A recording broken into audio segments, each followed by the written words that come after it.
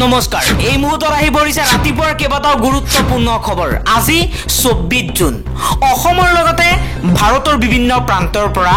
এনে ধৰণৰ খবৰসমূহ নিতৌ চাবৰ কাৰণে চেনেলটো সাবস্ক্ৰাইব কৰি ভিডিঅ'টোত এটা লাইক কৰি দিব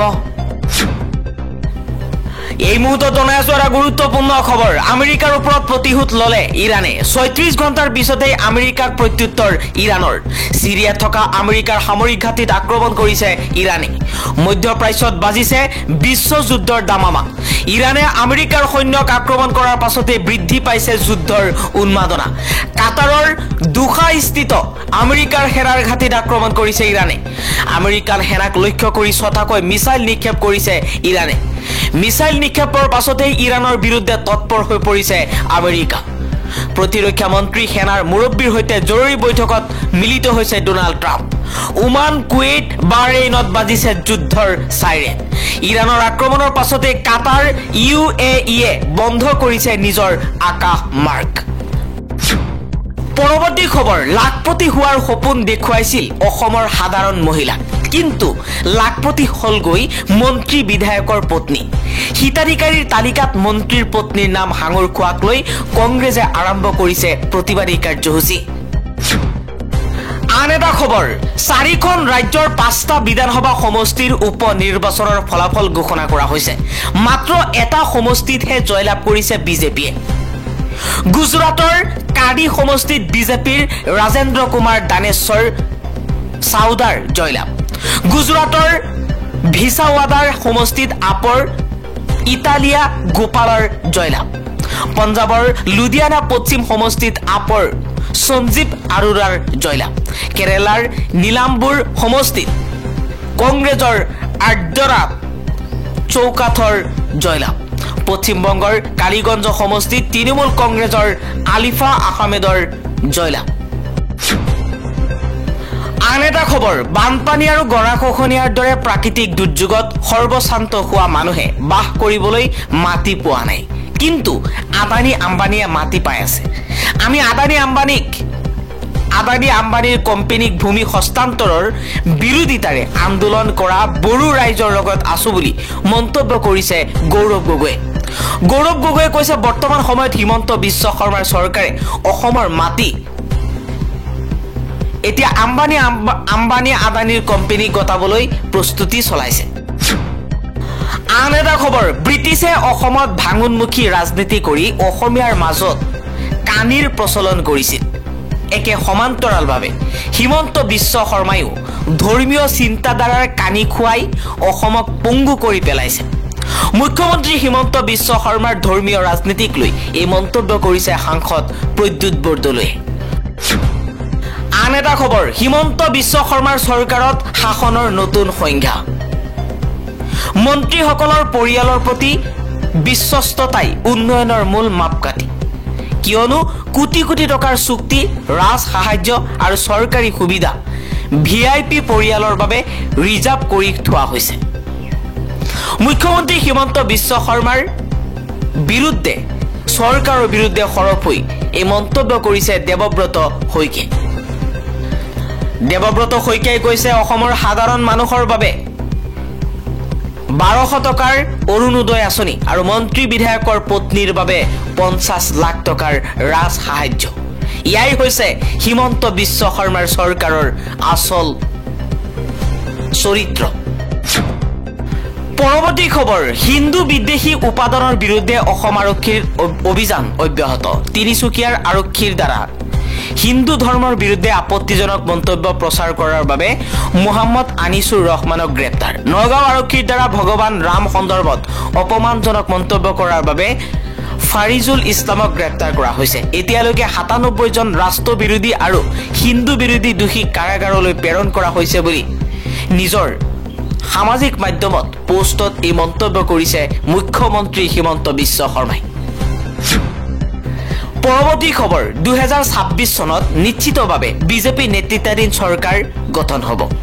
গৌৰৱ গগৈলৈ ভয় নাই কংগ্ৰেছে 55 বছৰে কৰিব নোৱাৰা কাম নৰেন্দ্ৰ মোদীৰ চৰকাৰে 11 বছৰত কৰিলে অসমৰ মানুহে বিজেপিয়ে কৰা ভাল কাম কেতিয়াও পাহৰি নাযায় তেজপুৰত কেন্দ্ৰীয় মন্ত্ৰী সৰ্বানন্দ সোণোৱালৰ এই মন্তব্য পৰৱৰ্তী খবৰ অসমৰ ৰাইজে বেয়া পাবলৈ লৈছে মুখ্যমন্ত্ৰী হিমন্ত বিশ্ব শৰ্মাক গুৱাহাটীত বহি থাকি মুখ্যমন্ত্ৰীয়ে সেই কথা বুজি পোৱা নাই কংগ্ৰেছ চৰকাৰে 10,000 কোটি টকা ধাৰ লওঁতে শৰ্মাই সমালোচনা কৰিছিল কিন্তু তেওঁ চৰকাৰৰ 1,50,000 কোটি টকাতকৈ বেছি ধাৰ লৈছে মুখ্যমন্ত্ৰী হিমন্ত বিশ্ব শৰ্মাক তীব্ৰ সমালোচনা কৰি কংগ্ৰেছৰ সাংসদ ৰকিবুল হুছেইনে এই মন্তব্য কৰিছে আন এটা খবৰ ডোনাল্ড ট্ৰাম্পে যুদ্ধ আৰম্ভ কৰিছে আৰু আমি শেষ কৰিম এবাৰ ইৰানৰ ফালৰ পৰা এই প্ৰত্যুত্তৰ দিয়া হৈছে ইৰানে কেইবাটাও আমেৰিকাৰ ঘাটিত আক্ৰমণ কৰাৰ পাছতে এই মন্তব্য কৰিছে IRGC মুখপাত্ৰ ইব্ৰাহিম জুলফাগাৰী ইব্ৰাহিম জুলফাগাৰীয়ে কৈছে যে আমেৰিকাৰ ৰাষ্ট্ৰপতি ডোনাল্ড ট্ৰাম্পে ইৰানৰ ওপৰত আক্ৰমণ কৰি ডাঙৰ ভুল কৰিছে এতিয়া ইৰানে প্ৰত্যেকখন মুছলমান ৰাষ্ট্ৰ থকা আমেৰিকাৰ সামৰিক ঘাটিক ধ্বংস কৰি দিব আৰু ইতিমধ্যে আৰম্ভ কৰা হৈছে ইৰানৰ অভিযান ইৰানৰ ফালৰ পৰা কাটাৰ UAE আৰু লগতে কেইবাটাও আমেৰিকাৰ সামৰিক ঘাটিত আক্ৰমণ চলাইছে ইৰানে আন এটা খবৰ বিশ্বৰ প্ৰায় 20% তেল গেছ যাতায়াত কৰা ষ্ট্ৰেইট অফ হৰমুজ প্ৰণালী বন্ধৰ সিদ্ধান্ত ইৰানৰ সংসদৰ আমেৰিকাৰ আক্ৰমণৰ পাছতে ইৰানৰ এই সিদ্ধান্ত ইৰানৰ সিদ্ধান্তই বিশ্বৰ তেল গেছৰ বজাৰত প্ৰভাৱ পেলাব আন এটা খবৰ ইৰানৰ পাৰমাণৱিক শক্তি যোগান ধৰিবলৈ সাজু হৈছে কেইবাখনো ইছলামিক ৰাষ্ট্ৰ তেহৰানত আমেৰিকাৰ আক্ৰমণৰ পাছতে এই মন্তব্য কৰিছে ৰাছিয়াৰ প্ৰাক্তন ৰাষ্ট্ৰপতি মেডভেডেভে ইৰানৰ পাৰমাণৱিক ঘাটিত আক্ৰমণ কৰিছিল আমেৰিকাই আৰু যাৰ বাবে এতিয়া পাৰমাণৱিক শক্তি যোগান ধৰিবলৈ সাজু হৈছে ইৰানক কেইবাখনো ইছলামিক ৰাষ্ট্ৰই ইৰানক পাৰমাণৱিক শক্তি যোগান ধৰিবলৈ সাজু হৈছে বুলি মন্তব্য কৰিছে ৰাছিয়াৰ প্ৰাক্তন ৰাষ্ট্ৰপতি মেডভেডেভে পৰৱৰ্তী খবৰ পশ্চিম বংগত ঘৰে ঘৰে নালাগে স্মাৰ্ট মিটাৰ পশ্চিম বংগত স্মাৰ্ট মিটাৰৰ তীব্ৰ বিৰোধিতা বিজেপিৰ পশ্চিম বংগত থকা বিজেপিৰ ৰাজনৈতিক নেতাসকলে